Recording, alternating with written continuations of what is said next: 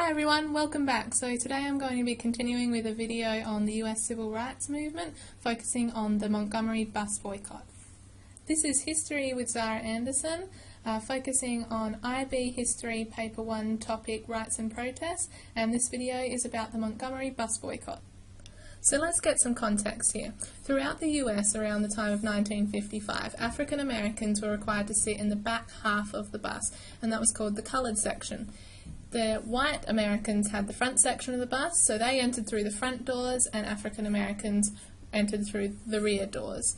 However, if the white section was already full in that all the seats were taken, African Americans in the coloured section were required by law to vacate their seat to accommodate the white passenger. The bus boycott occurred in Montgomery, Alabama, and was stimulated by an event on December 1st, 1955. Rosa Parks was travelling home from work. She worked as a seamstress, and she travelled home by bus, and she entered the African American section and sat down. However, it was a busy afternoon that day, so later on when the white section became full, Parks and 3 other African American passengers were ordered to stand up to accommodate the white passengers who needed a seat. Of course, Parks refused. The others complied, but Parks refused, and she was arrested for not standing up for the white passengers. Eventually she went to court a few days later, and she was fined $10 and court fees of $4 for not standing up for a white passenger. The black community of Montgomery strongly supported Parks in this case.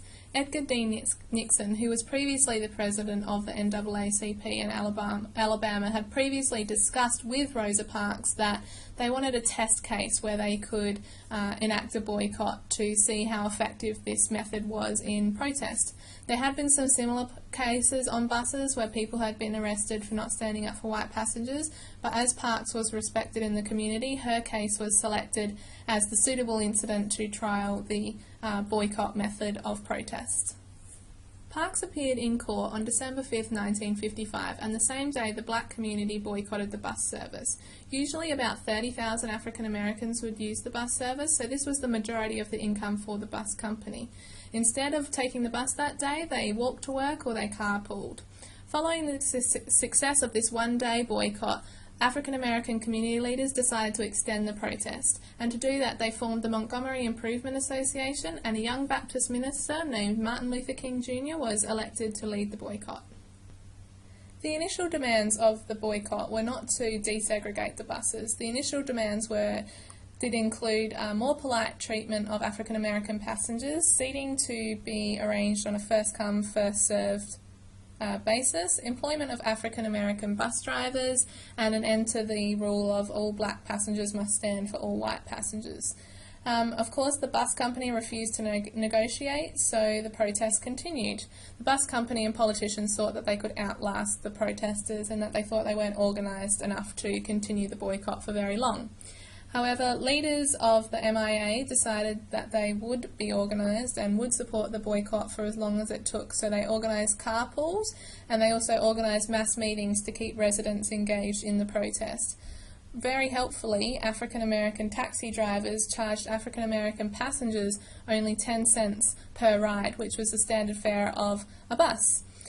This was met with violence and harassment from the white community. There was damage to cars, threatening to arrest black taxi drivers who charged less than the standard fare. Rosa Parks was sacked from her job, and also bombs were thrown into black churches, and even the home of Martin Luther King Jr. was bombed in January 1956. The NAACP took the case to the federal court in June 1956, and segregation on buses was deemed to be unconstitutional in light of the Brown v. Board decision. They said that it violated the 14th Amendment, that all citizens have equal rights under the law. The white leaders of Montgomery County took the case to the Supreme Court, but the decision stood, and buses were ordered to be desegregated. Desegregation was ordered on the 21st of December 1956, and Martin Luther King Jr. and other black leaders took their very first ride on a desegregated bus the next day. This meant that the boycott had lasted 381 days.